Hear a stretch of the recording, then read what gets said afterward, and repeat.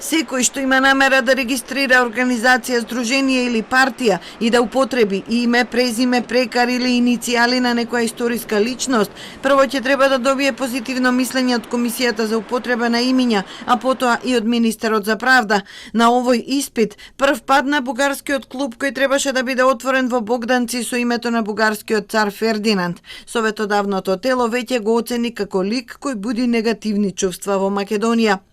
Пратениците од сите партии едногласно со 67 гласа за одлучија да ги стопираат организациите, здруженијата, но и партиите поврзани со фашизам, верска и национална омраза, со поттикнување воена агресија, насилно уривање на уставниот поредок и слично. Страшната вистина за фашизмот и нацизмот мора сите заедно да ја браниме против оние кои што ја негираат.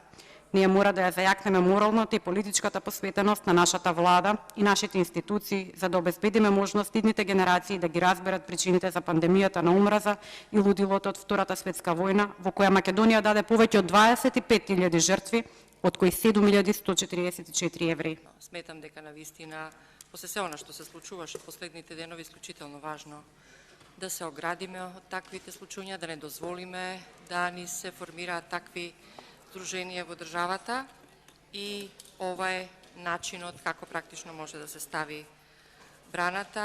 Веќе отворените бугарски клубови во Битола и во Охрид, кои ги носат имињата на контроверзни личности поврзани со фашизмот, Ванчо Михајлов и цар Борис III, имаат 3 месеци да направат корекции во согласно со новите законски измени. Во спротивно ќе бидат избришани од Централниот регистар.